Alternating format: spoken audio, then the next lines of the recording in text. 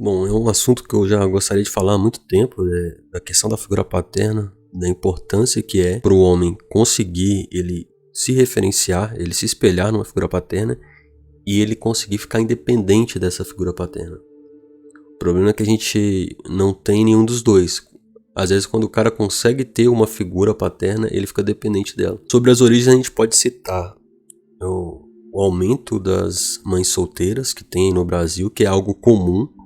Em qualquer bairro, aí, pelo menos assim, na maioria dos bairros do Brasil, você vai perceber na sua rua uma grande quantidade de mulheres ou até adolescentes se envolvendo com cafajeste, com o marginal, sabendo que está se envolvendo com esse marginal cafajeste, mas mesmo assim querendo ter um filho com esse cara, achando que vai conseguir mudar ou alguma outra sandice dessa. E o resultado é que ela vai ter um filho e não vai ter uma figura paterna, e talvez se tiver vai ser uma figura paterna meio torta. Então esse é um fenômeno social que ocorre com frequência e é uma problemática que a galera não percebeu ainda, as implicações desse fenômeno.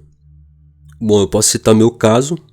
Eu sou filho de mãe solteira, então assim, eu tenho essa experiência para contar, a falta que essa figura paterna presente me fez no meu desenvolvimento como homem, que eu tive que resolver, dar meus pulos, né, para resolver isso, para buscar em outras coisas. Inclusive eu já falei em lives no meu outro canal, Corte de Alto Valor, eu falei um pouco dessa minha experiência, da busca por uma figura paterna, que eu tive que buscar um pouco nos meus tios, um pouco na literatura, na música, na cultura em geral. Foi um processo que eu passo até hoje.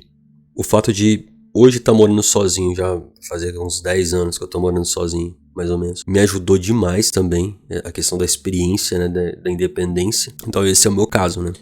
Bom, além disso, existe todo um projeto de emasculação do homem na cultura, na sociedade. A gente vê em séries, em filmes, até nessa escalada aí do mulherismo, nas universidades, na mídia, nas notícias, que buscam a todo momento diminuir o homem, buscam a todo momento colocar o homem no último lugar. E esse é um processo que a gente já está começando a ver assim, os efeitos, né? A quantidade de homens sojados que desenvolvem transtornos aí similares aos transtornos encontrados numa porcentagem das mulheres. Então, você olha para um cara, você não vê uma figura máscula, mas você vê meio que uma versão masculina da mulher. Alguns homens identificaram esse problema aí da masculinidade, só que ofereceram uma solução equivocada, né, que são os famosos coaches de masculinidade, que eles buscam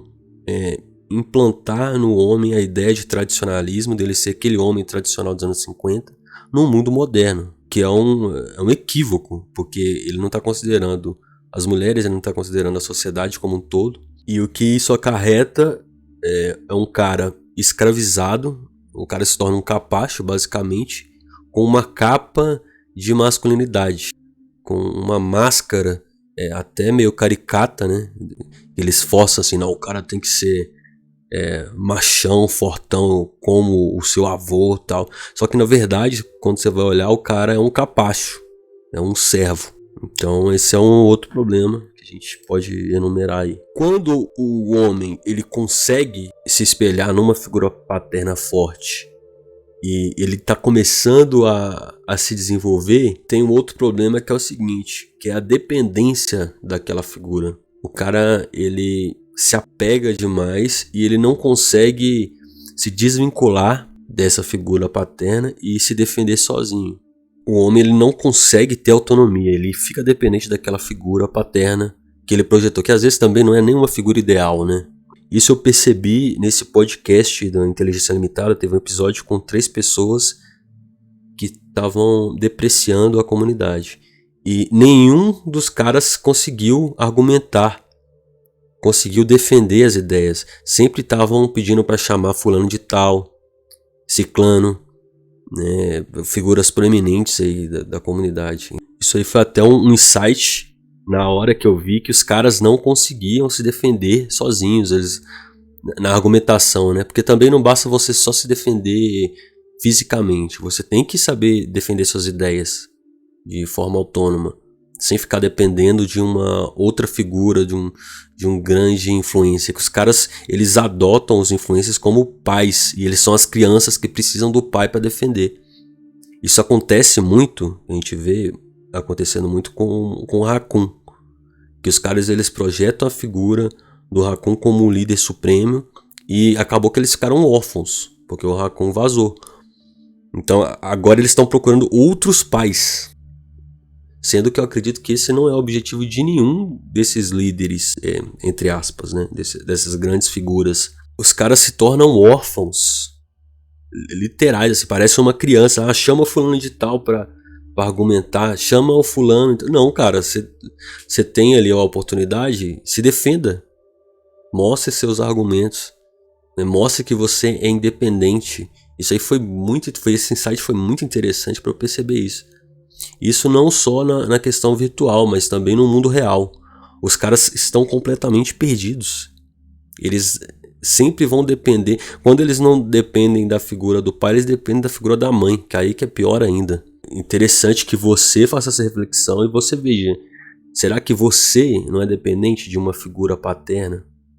Ou será que você nem tem essa figura paterna? Que é essencial, eu considero essencial, né, para o desenvolvimento do homem. Ele precisa aprender com um princípio masculino e depois ele precisa se desvincular daquilo, se tornar independente. Fica aí a reflexão para vocês, né? Se você não é inscrito, eu peço que você se inscreva, caso você goste do conteúdo. Dê um like aí também para ajudar na divulgação do vídeo. E é isso. Espero que vocês tenham gostado e nos vemos na próxima.